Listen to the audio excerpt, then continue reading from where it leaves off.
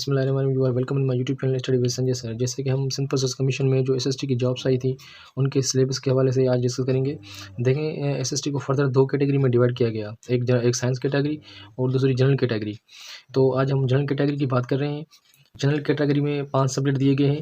पहले नंबर पे है इंग्लिश 20%, दूसरे नंबर पे सिंधी 20%, तीसरे पे है उर्दू 20%, चौथे पे है इस्लामियात एंड सिविक्स 20%।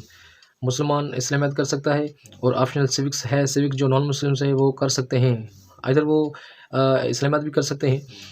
और पाँचवें पे है पाकिस्तान स्टडी। देखिए, सिंध प्रोसेस कमीशन जो है 50 MCQs का पेपर बनाती है। 50 MCQs का पेपर बनाती है। तो जो सब्जेक्ट दिए गए हैं, इन सब्जेक्ट में से हर सब्जेक्ट के 10 क्वेश्चंस आएंगे। 10 क्वेश्चंस आएंगे, यानी कि एक क्वेश्चन 2 मार्क का होगा।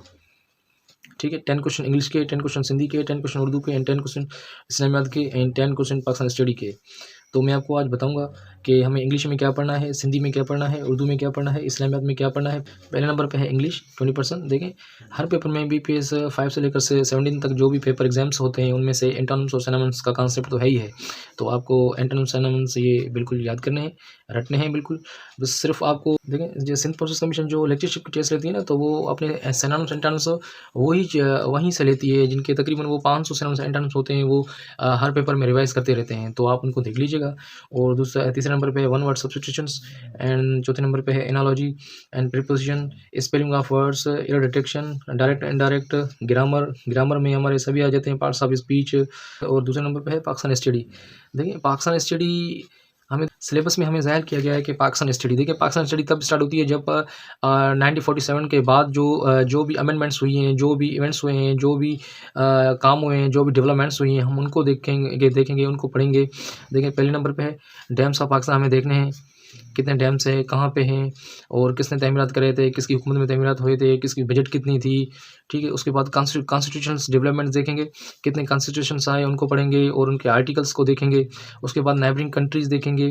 ठीक है, नेबरिंग कंट्री कौन कौन सी है और हम फिज़िकल फीचर्स देखेंगे, माउंटेन रेंज देखेंगे और पार्टीशन प्लान देखेंगे और डायनेस्टीज़ जो हुई हैं वो देखेंगे। प्रेसिडेंट, PMs और गवर्नर्स जो रह चुके थे उनको हम देखेंगे, नोबेल प्राइज़ेस को देखेंगे, वार्स जो हुई हैं इंडिपेंडेंस के बाद जो वार्स हुई हैं उनको देखेंगे, रिवर्स, लेक्स, टॉम्स को हमें देखना है एंड बुक्स जो उनके आथर होते हैं, राइटर होते हैं, उनको देखना है। और सिंध के बारे में तो हमें लाजमी पढ़ना चाहिए, क्योंकि ये सिंध प्रोसेस कमीशन की टेस्ट है, सिंध प्रोविंस ले रही है, तो सिंध के बारे में आपको नॉलेज होनी चाहिए। उनमें सिंध के अंदर जो भी अपने टॉम्स हो गए। और तीसरे नंबर पर सिंधी में हम पढ़ेंगे व्याकरण यानी कि ग्रामर को पढ़ेंगे, दौर्स पढ़ेंगे, डायनेस्टीज़ जो होती हैं उनको पढ़ेंगे, कितने दौर हैं जो उनको पढ़ेंगे। और किले जो फोर्ट्स होते हैं उनको हम पढ़ेंगे। ठीक है, और मकबरे जो होते हैं उनको पढ़ेंगे, और जो लेखक होते हैं, जो राइटर्स होते हैं बुक्स के, उनको पढ़ेंगे किसने। और शायरों के जो नाम हैं उनको हम पढ़ेंगे, कौन से शायर बुजुर्ग हमारे सिंध में रह चुके हैं उनके बारे में पढ़ेंगे। और लफ्ज़ और माना जो ज़िद होते हैं उनकी मानाएँ वो पढ़ेंगे हम सिंधी में। और वाहिद और जमा ये पढ़ेंगे। इनफ है।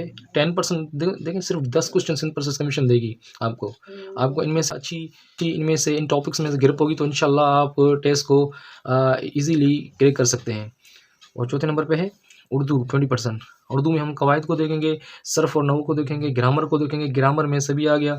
उसके बाद नज़म को देखेंगे, नसर को देखेंगे और शायरी को देखेंगे, मक्ता को देखेंगे, इस्तिलाह और लघवी माना कौन सी, इस्तिलाह की माना कौन सी होती है, लघवी माना क्या होती है, ये आपको पढ़ना चाहिए। और काफ़ी को देखेंगे और ग्रामर को देखेंगे और इसम के इसकाम को देखेंगे और लेखक जो राइटर होते हैं उनको देखेंगे और बुक्स होती हैं उनको और पाँचवें नंबर पर है इस्लामियात। 20% है, हमको मालूम हमें पढ़ना चाहिए बैटल्स ऑफ इस्लाम, जो भी बैटल्स हुई हैं, जंगें हुई हैं, हमको उनको पढ़ना चाहिए। ठीक है, इन्फॉर्मेशन ऑफ होली कुरान आपको होनी चाहिए। टाइटल्स ऑफ प्रोफेट्स एंड सहाबास, जो टाइटल सहाबास को मिले हैं और जो टाइटल प्रॉफिट्स को मिले हैं वो भी आपको याद करना चाहिए। नमाज के बारे में आपको फुल नॉलेज हो, ज़कात के बारे में आपको नॉलेज हो, होली बुक्स जो हैं जिन नबियों पे नाज़िल हुई हैं उनके बारे में आपको नॉलेज होनी चाहिए। और फर्स्ट इन इस्लाम, जो इस्लाम से पहले हुआ था वो भी उनको आपको मालूम होना चाहिए। और wives of the holy prophet Muhammad peace be upon him सल्लल्लाहु अलैहि वसल्लम। नबी सल्लल्लाहु अलैहि वसल्लम की जो ज़ौजाएँ थीं, आप उनके उनके बारे में आपको नॉलेज होनी चाहिए। देखिए, ये इनफ़ है, ये जो टॉपिक हैं जो 5 सब्जेक्ट्स हैं, हम इनमें जो ये टॉपिक मैंने बताए, आप इनमें से अगर हर एक टॉपिक की आप अच्छी तरह से तैयारी करेंगे तो इंशाल्लाह ये आपकी एसएसटी की तैयारी मुकम्मल हो जाएगी। इंशाल्लाह मिलते हैं नेक्स्ट लेक्चर में। Thank you so much. अल्लाह हाफ़िज़।